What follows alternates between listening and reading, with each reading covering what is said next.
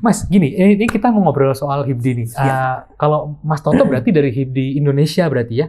Iya. Kalau Mas Anca HIBDI DKI berarti ya? Oke. Nah, Mas, saya pusat. HIBDI pusat berarti ya? Jadi Dewan Perwakilan Pusat, ini DPP. Dewan Perwakilan Daerah berarti gitu ya? Oke. Mas, HIBDI ini berarti Himpunan Pengusaha Dokumentasi Indonesia. Iya. Nah, kalau kita bicara soal pengusaha dokumentasi, ini coveragenya sampai semana sih Mas? Apakah hanya fotografer, videografer, atau sampai mana coveragenya sebenarnya? Jadi karena HIBDI ini kan himpunan pengusaha, bukan mewakili as personal dia fotografer, videografer ya. Cuman memang awal berdirinya ini kan kita waktu itu terjadi diskusi lah sama antar teman-teman gitu yang sebagai pendiri, apakah ini hanya mau fokus di wedding saja atau lebih perluas. Tapi akhirnya kenapa kita memilih kata-kata dokumentasi itu? Wedding sudah pasti anggotanya memang terbesar dan basisnya memang paling banyak. Tetapi kita juga terbuka juga keanggotaan kita itu untuk yang non wedding, ya komersial, fashion, kayak gitu, seperti itu. Ada juga anggota kita yang dari basis pemetaan tambang, kayak gitu, ada juga seperti itu. Itu ada wisuda juga ada. Gitu. Jadi memang selagi dia masih bermain di domain dokumentasi, itulah yang bisa masuk ke HIBDI. Oke, berarti stakeholdernya fotografer, videografer, termasuk foto editor, mesin cetak print segala termasuk berarti? Gini, domainnya iya, tapi untuk membernya esa pengusahanya. Oke. Nah, karena harus ada legalitas dia pengusaha, jadi nggak bisa mewakili as personal photographer, tidak bisa. Oke. Gitu. Berarti ini harus semua anggota HIBDI berarti harus berbadan hukum ya? Berbadan hukum. Dalam artian memang betul-betul pengusaha dokumentasi ya, yang punya SIUP, TDP dan sebagainya gitulah ya? Iya. Oke, Mas, ini berarti awalnya kapan HIBDI ini berdiri ini kapan? Tahun berapa? HIBDI berdiri itu kita pertengahan tahun 2019.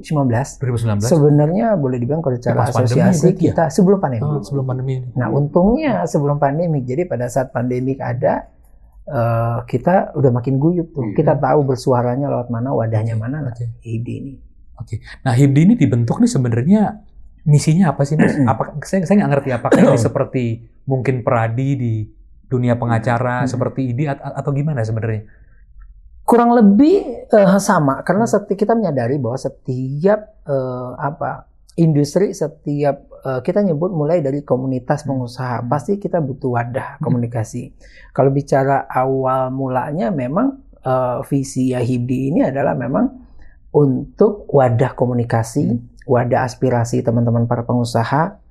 Terus sebagai kalau seandainya case ada terjadi case lah ya, HIBDI ini sebagai pendamping hukum. Terus juga ya. Oh, jadi kasih bantuan hukum juga berarti ya? Iya, terus juga sebagai wadah edukasi bersama lah. Nah, ini HIBDI itu. Nah, kalau bicara tentang misinya ya itu caranya bagaimana ya kita bikin workshop, terus membuat jaringan ke pemerintah juga, ke kementerian segala macam. Nah, gitu. Itu kita berperan untuk apa? Untuk supaya aspirasi kita dari industri ini bisa kita sampaikan ke pemangku kebijakan pasti. Sebenarnya gini Mas, apa yang ingin diperjuangkan ke pemerintah soal dunia dokumentasi ini? Sebenarnya kita pertama adalah kita harus sadar bicara industri dokumentasi, industri kreatif. Industri kreatif Indonesia itu nomor 3 di dunia. Itu yang pertama Amerika, kedua Korea, ketiga Indonesia. Pelakunya besar sekali. Hanya saja kita harus menyadari bahwa ini pekerjaan kita nih mostly turunan di bawahnya itu bukan pekerjaan yang formal ya, boleh dibilang kita ngomong kayak gitu. Kebanyakan informal. HIBDI ini menjadi wadah. Jadi pada saat kita ada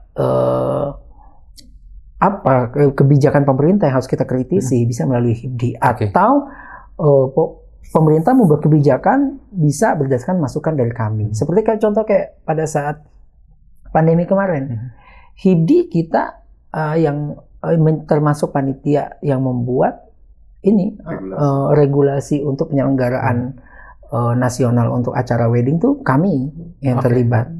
Nah, kebetulan juga itu kan ada 11 asosiasi wedding. Kebetulan saya sebagai ketua umum ditunjuk, diamanahkan sama teman-teman untuk sebagai juru bicara nasional. Jadi kalau bicara tentang industri wedding, pada saat audiensi ke DPR RI, ke MPR, ke Kementerian segala macam, nah itu kita di situ. Nah itu peran. Pada saat contoh case waktu itu bioskop sudah bisa dibuka, wedding belum boleh. Oh, itu kita. Iya. Nah, seperti itu.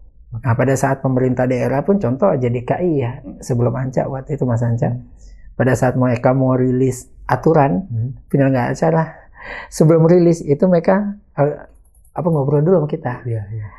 Poin-poin mana yang mungkin bisa kita ini. Gitu. Nah, Mas, berarti kan ini kan pesertanya harus berbadan hukum dan ya dalam tanda kutip pengusaha dokumentasi ya. Nah, kalau dari HIBDI sendiri, ini apakah ada kegiatan yang seperti, let's say ada job nih, lalu dioper ke anggota atau bagaimana, atau hanya murni pure ini badan hukum pendampingan dan sebagainya?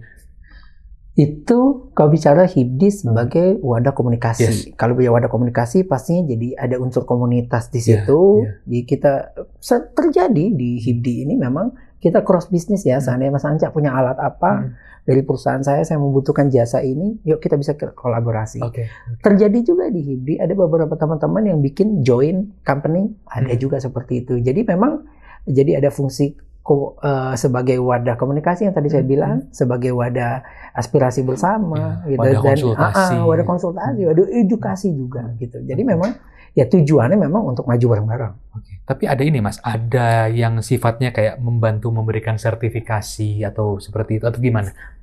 Nah, kalau bicara tentang sertifikasi, ini juga sebenarnya yang jadi banyak pertanyaan dari berbagai kalangan untuk HIBDI. Sementara mungkin saya bisa jawab sebagai ketua umum, HIBDI belum concern ke sana.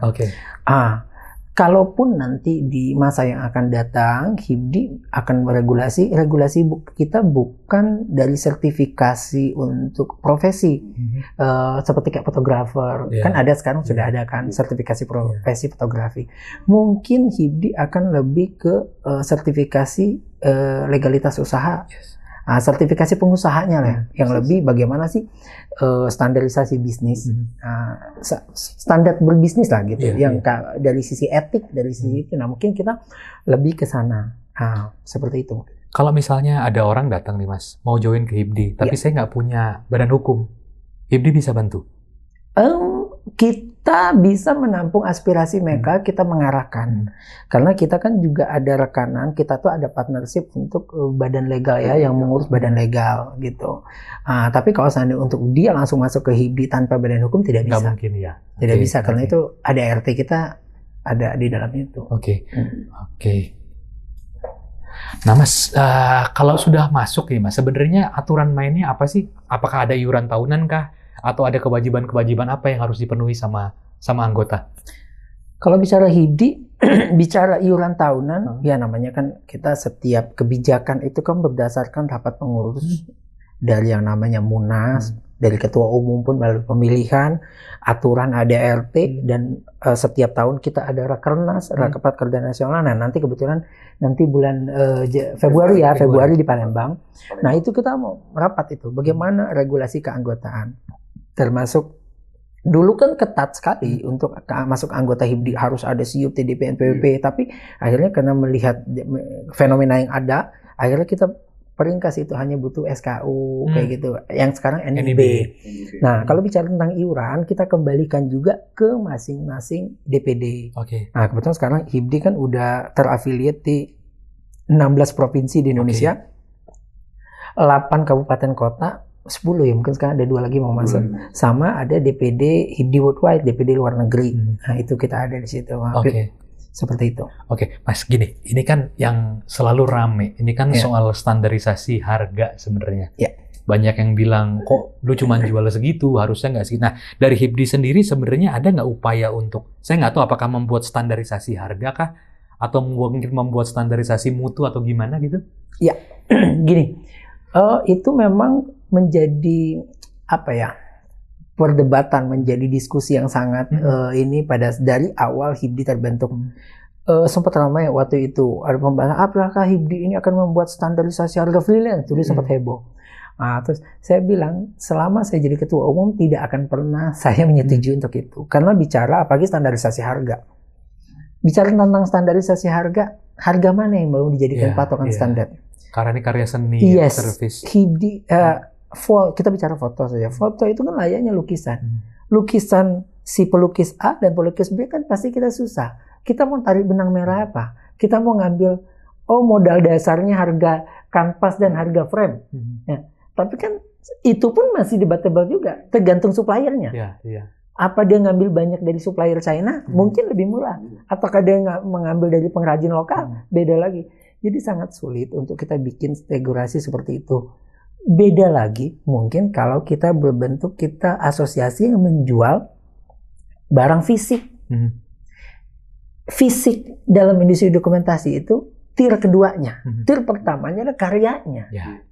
Perkara albumnya mau besar, mau kecil, mau cetak kanvas besar kecil itu kan turunannya.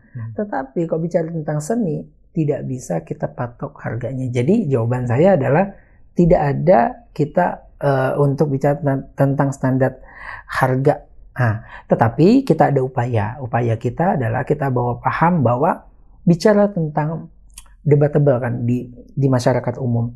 Vendor A jual murah, vendor B jual mahal. Ada berbagai perspektif. Yang satu bisnis, yang satu idealis.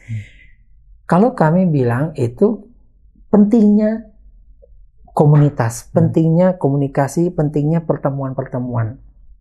Akhirnya sudah terjadi di HIBDI juga. Contoh saja pemain-pemain vendor kanan catering yang dulunya levelnya harganya sekian. Karena udah guyup, udah ngumpul bareng, akhirnya naik bareng. Naik bareng. Yang dulunya mungkin si vendor catering atau si yang punya job itu mengadu-ngadu ya. Oh ini vendor ini lebih murah, kok kamu kenapa lebih mahal? Sekarang karena kita udah satu rumah, mereka tahu, makanya sekarang naik bareng dan bikin standar bareng. Tetapi itu secara alami, bukan dari regulasi HIBDI. Nah, kita sih sadar bahwa kalau kayak gitu sih memang fundamentalnya di pendidikan sih, di edukasi. Saya selalu bilang ke teman-teman di luar bahwa bisa jadi vendor yang jual murah, dia tuh nggak tahu harga pasaran berapa. Bisa jadi loh. Bisa jadi pemilik usahanya Cooper, ya, yang nggak terlalu gaul, dia nggak tahu harga pasaran berapa. Bisa jadi seperti itu. Ya kita nggak bisa menstigmakan bahwa dia merusak harga market. Belum tentu. Bisa jadi dia jual murah karena karyawannya mes semua, dia punya barang dari China, dia ngumpulin stok barang banyak sekali. Ya ibarat daripada nganggur. Jadi harga nah di-compare dengan pengusaha baru yang dia nggak punya alat, semua harus sewa, nggak punya karyawan, semua harus freelance, ya pasti cost-nya sangat tinggi. Jadi memang itu menjadi perdebatan. Tapi dari HIBDI sendiri ada ini nggak Mas? Let's say kayak bikin workshop untuk mengajarkan bagaimana setting harga jual.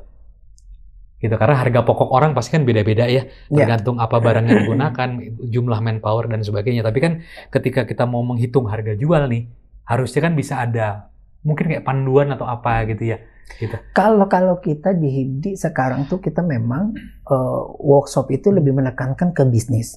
Nah, kalau dalam bisnis pastilah bicara tentang harga pasti akan terkuak di situ. Banyak kok teman-teman HIBDI, termasuk saya, teman-teman kita, masalah harga itu sangat-sangat terbuka. Malah saling share suppliernya, suppliernya di mana, harganya berapa, kita sangat share gitu. Jadi memang kondisi udah sangat terbuka itu. Nah, yang kedua bicara tentang contoh yang kemarin kita bikin workshop overseas, itu salah satu tujuannya adalah kita mengeduket buat teman-teman vendor yang mau bikin pre-wedding overseas, minimal kita pandu, ini loh HPP-nya sekian. Ya kalau mereka udah dalam satu payung, kita udah jadi teman, kalau dia banting harga kan enak kita nyenggolnya. Iya betul. Tapi kan kita tidak harus selalu melulu dibuat regulasi yang ketat, yang tidak humanis ya, kita nyebutnya seperti itu. Ya karena nih kita bicara soal value ya Mas.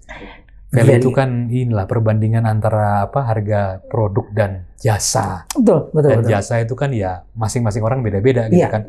Dan sekali kita jual harga murah ya maka akan selamanya kepala kita di harga yang murah. Nah ini kadang-kadang kita mesti saling mengingatkan ke teman-teman juga bahwasanya yang penting lu bangun value. Ya kan, bukan banyaknya klien dan banyaknya job yang lo dapat. Kalau nilainya kecil buat apa? Ini kan kita bicara value buat ke depan. Kan gitu sebenarnya. Oke. Terus Mas, ini saya masih belum dong nih, karena HIBDI ini kan bisa dibilang pendapatannya cuma dari iuran tahunan gitu ya. Jadi kalau saya boleh tanya, sebenarnya kalau secara ekonomis HIBDI ini dapat duitnya dari mana? Nah, gitu. Apakah memang misinya bukan cari duit atau gimana? Itu jadi pertanyaan ya. Jadi banyak pertanyaan itu, termasuk kemarin terakhir dubes saya nanya itu duitnya dari mana kalian jalan segala macam. Kita dari awal kita bicara tentang dari awal pendirian HIBDI ini, kita bilang ini bukan organisasi profit. Kita nyari sekalipun kita ada profit itu untuk kita kembalikan lagi ke anggota gitu. Nah, kalau bicara tentang kalau kita comparing dengan mungkin berbagai asosiasi yang lain, ya HIBDI memang hidupnya dari kita untuk kita. Sekalipun ada pendanaan event atau apa, itu dari sponsorship. Seperti case tahun ini, tahun 2024, kesepakatan Rakernas awal tahun itu alasan teman-teman ya, namanya kita sebagai ketua umum, mungkin saya tetap akan mengakomodir apa suara anggota. Saya mau menyampaikan visi misi saya, tapi kan ke anggota tetap suara saya harus akomodir. Dari teman-teman daerah bicara tentang kalau bisa kontribusi untuk ke pusat dipending dulu, karena biar kas daerah ini kalau ada dan mereka biar bisa bereksplor ya, bisa berkembang mungkin dengan kegiatan-kegiatan. Artinya 0 kontribusi untuk daerah ke pusat tahun 2024, 0 kontribusi. Tetapi apa yang kita bisa lakukan? Kita tetap bisa bikin kegiatan workshop. Kita tetap bisa membuka DPD baru, DPD HIBDI Kepri. Nah, itu kan tetap pembiayaan semua pastinya kan gitu. Nah, kalau bicara tentang ini, kita juga ada yang support yang event WOW Indonesia di Washington DC. Nah, apa tidak ada kas HIBDI terpakai? Gitu, nggak ada. Semuanya dari funding dari urunan teman-teman pengurus dan funding dari sponsor. Berarti sebenarnya proyek idealis sebenarnya ya. Kalau kita bicara bilang ini tuh CSR-nya HIBDI. Nah, cuman kalau kita bicara CSR pastinya kan pasti sosial semua. Tapi kan kita paham bahwa teman-teman kan punya keterbatasan semua gitu kan. Jadi artinya kita mix lah. Cuman satu statement kami yang kami sampaikan ke pemerintah, mau itu level Disparekraf ya Cak ya, DKI, mau ke level kementerian, level apa yang termasuk KBRI, yang statement awal yang kita sampaikan apa? Teman-teman dari pemerintah butuh apa dari kami dari HIBDI? Kami yang selagi kami bisa bantu, kita kasih bantu for free. Jadi bukan kita datang minta ada proyek apa nih Pak, enggak. Kita enggak seperti itu. Nah, tapi alhamdulillah kita dapat feedback yang baik dari pemerintah. Banyak kegiatan-kegiatan kita yang dapat support juga dari pemerintah. Oke. Nah, kalau bicara pemerintah berarti apa nih Mas? Kemenparekraf, terus apa lagi? Kemenparekraf kan sekarang sudah dipisah ya. Iya. Kemenpariwisata. Nah, sejatinya HIBDI ini sekarang kita nih bawa ekonomi kreatif. Kementerian Ekonomi Kreatif. Cuman yang kalau kita sekarang udah menjalin, kalau jadi gini, kalau untuk pusat kita pasti levelnya pusat juga, seperti Kementerian Pariwisata, Kementerian Ekonomi Kreatif, Kementerian Dalam Negeri, Kementerian Luar Negeri, kayak gitu. Itu domainnya kami pusat. Kalau untuk daerah dia Disparekraf DKI, kedinasan, Kesbangpol, kayak gitu, Dispora gitu. Ya berarti termasuk ini juga ya Mas, yang tadi kita ngobrol di belakang ya soal pajak. Ya untuk pelaku usaha ini gitu, karena sekarang kan masih disamakan dengan pelaku usaha lain lah. Yang mana kalau kita bicara fotografer ini kan kadang-kadang proyeknya pendek-pendek kan, cuman foto 2 jam, 4 jam, kadang-kadang kosong. Nah, ini berarti ada usaha untuk kesana juga berarti ya? Pasti, karena gini, ini kan kita sudah melewati fase after pandemic. Kalau pada saat pandemic dari HIBDI kita terus intens ke pemerintah perihal pelonggaran untuk kegiatan. Nah, pada saat after pandemic concern kita lanjutan seperti awal mulanya HIBDI terbentuk, kita bisa memberikan apa kontribusi ke industri. Nah, bicara tentang peran negara, pastinya ini agak-agak berat nih teman-teman topiknya. Tapi ini memang ini menjadi diskursus ya buat teman-teman kita pengurus juga. Apa sih peran pemerintah ke industri kreatif Indonesia sekarang? Kita nggak bicara sekedar mungkin kalau dari industri fashion ya, fashion show apa segala macam di sisi desainer ya. Kadang kita berpikir ya, kalau seandainya kayak nelayan dapat bantuan dari pemerintah solar, kalau kayak petani dapat bantuan dari pemerintah itu pupuk. Nah, apa ya peran pemerintah ke dokumentasi ini? Akhirnya terpikir juga dari kita, oke, mungkin kita akan memperjuangkan relaksasi pajak. Nah, relaksasi pajak dalam artian begini, contoh saja, barang pendukung ekonomi kreatif seperti kayak kamera, seperti kayak mesin printing, mesin cetak, itu yang kami masih lobby. Saya di belakang layar masih lobby ke beberapa anggota DPR, sekarang ongoing. Bagaimana melobi ini?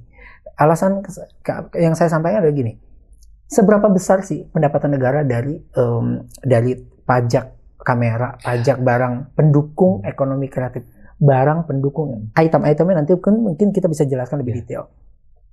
Kalau sekiranya tidak begitu besar untuk negara pendapatannya, ya relaksasi, kasih rate harga khusus atau dinolkan. Tujuannya apa? Biar masyarakat anak-anak muda Indonesia bisa mampu beli kamera yang proper. Harganya lebih terjangkau. Kalaupun quote and quote orang luar negeri sampai datang ke Indonesia untuk beli alat, tetap saja Indonesia menjadi rumah untuk industri kreatif. Nah, ada juga itu yang udah di sisi tax. Nah, perihal tax apa tuh barang masuk ya? Perihal tax untuk pajak usaha. Nah, kita juga lagi lobby juga bagaimana formulanya nih pajak profesi. Kan kalau pajak profesi kan kayak itu ada beberapa profesi tertentu kan pajaknya beda kan. Nah, kita lagi mengupayakan karena apa? Kerjaan kita ini kita harus bedakan kerjaan sustain atau enggak. Ya, betul. Kerjaan sustain. Kita nggak bicara kita sebagai vendor foto loh. Kita bicara tentang pelaku kreatif lain. Udah bicara pajak. Bagaimana dengan dia seorang penari? Bagaimana dengan dia seorang penyanyi? Bagaimana yang itu kerjaan itu bukan kerjaan formal, bukan kerjaan yang tiap hari rutin ngantor, bukan. Nah, itu apakah pemerintah berperan untuk industri kreatif seperti itu? Nah, yang ketiga adalah perihal ini. Kami mengupayakan untuk daripada pemerintah mungkin kalau BLT quote and quote untuk orang miskin ya, BLT. Nah, untuk kita pelaku dokumentasi kita bayar pajak loh, pasti bayar pajak kita. Apa peran pemerintah? Kami mengusulkan untuk pemerintah membeli license untuk aplikasi-aplikasi atau software pendukung ekonomi kreatif. Contoh Adobe mungkin, atau mungkin Canva. Jadi masyarakat Indonesia dari Aceh sampai ujung Papua sana, mereka bisa masuk dengan udah dapat itu paket premium. Udah nggak harus bayar lagi. Nah, dengan begitu anak-anak kreatif Indonesia itu bertumbuh dari ujung sana ujung sini. Nah, selain daripada itu edukasi ya pasti kita sebagai HIBDI pun kita mendorong untuk edukasi itu tetap, dari sisi dokumentasi tetap. Dan kita edukasi itu bukan hanya sebagai timbal balik nih ke pemerintah, bukan hanya untuk masyarakat. Kita berkomitmen juga ke pemerintah untuk Kementerian Dalam Negeri, Kementerian Luar Negeri, termasuk Kementerian Pariwisata. Kita termasuk KBRI ya. Kami bila diminta untuk memberikan workshop untuk kalau bahasanya gini, peningkatan SDM. Peningkatan SDM. Kalau kemarin KBRI itu untuk lokal staff, kita mau memberikan workshop itu for free. Nah, itu sumbangsi kami dari HIBDI untuk apa sih yang kita bisa berbuat untuk negara. Tapi ya itu, tuntutan kita pun kita mengharapkan untuk pemerintah aware terhadap industri kita. Mas NIB sekarang HIBDI anggotanya udah berapa ya? Kalau spesifiknya aku nggak hafal juga ya, soalnya setiap DPD dia punya itu sendiri. Ya itu aku bilang tadi udah 16 provinsi di Indonesia. Ada 8 kabupaten kota. Ini bakal nambah lagi. Soalnya di beberapa provinsi nanti mau ada itu juga nanti di di Palembang nanti sekalian ada penunjukan baru.